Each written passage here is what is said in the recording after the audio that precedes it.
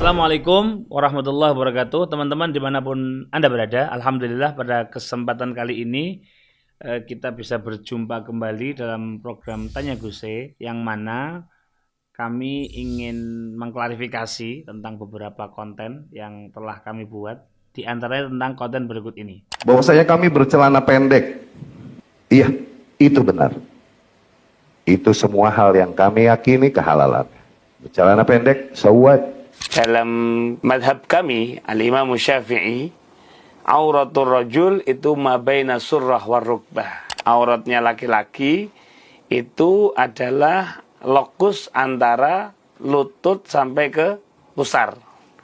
Jadi teman-teman sekalian, wajib bagi kita, kaum laki-laki ya, baik di dalam sholat ataupun di luar sholat, untuk menutup lokus antara pusar sampai ke lutut. Ini dalam keadaan sendiri ataupun dalam keadaan rame-rame di depan orang banyak, di depan lawan jenis, apalagi dalam sholat, itu tentu pasti ya. Di konten tersebut Al-Fakir menerangkan tentang rokok dan aurat gitu ya. Karena saat itu mungkin Al-Fakir kurang teliti dan Al-Fakir salah ucap. Ada yang mengingatkan akun atas nama Fuad_Asyaiban.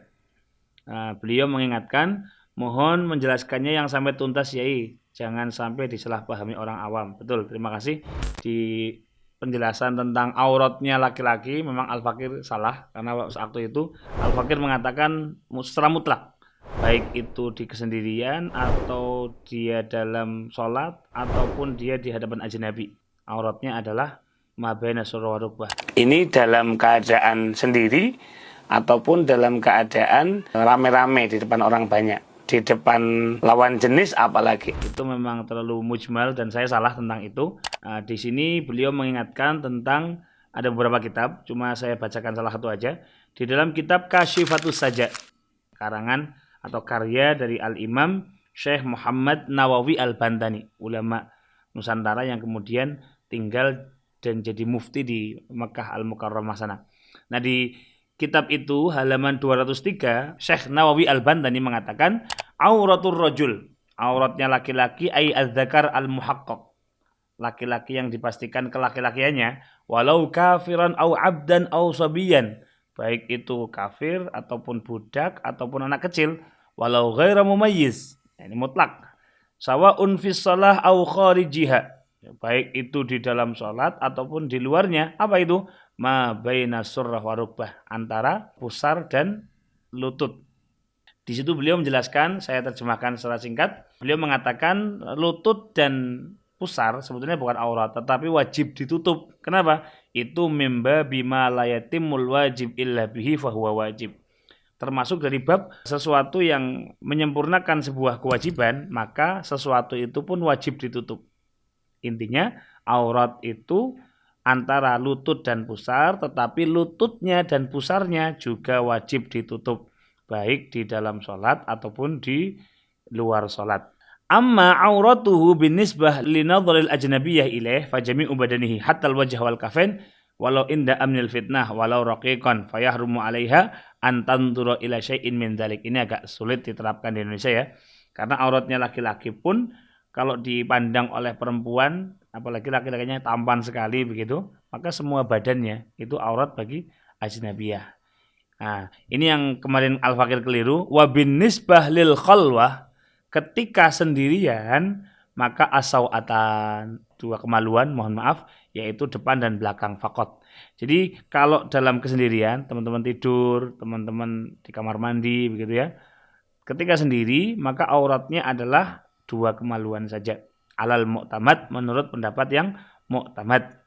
Maka fatah sulu anna lahu salasa auratin. Laki-laki ini kalau mau diperinci, auratnya terbagi menjadi 3, seperti yang Al-Fakir sebutkan di atas.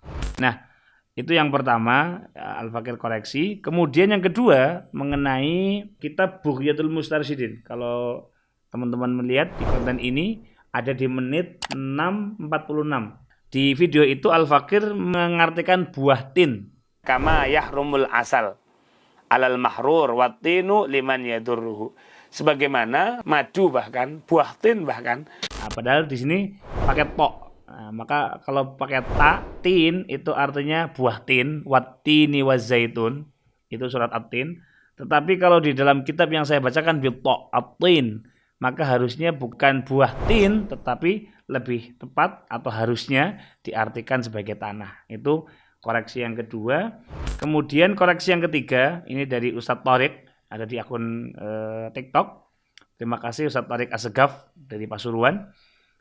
Tentang syair yang diingatkan oleh Habib Abdullah bin Umar Asy-Syadhili. Di situ dikatakan tastahsinus tumbaka fi fika wa tastahi bi an tastamilal miswaka. Kamu gagah, seneng kalau di bibirmu ini menempel rokok. Tetapi kamu malu kalau kamu memegang siwak. Wa syar'u summatibbu qad nahayaka. Di file yang saya miliki memang tulisannya keliru. Jadi saya membacanya pun keliru. Kemarin Al-Fakir membacanya wa syar'u summatibbu qad nahaka. Wa syar'u summatibbu qad nahaka an dzakal adza.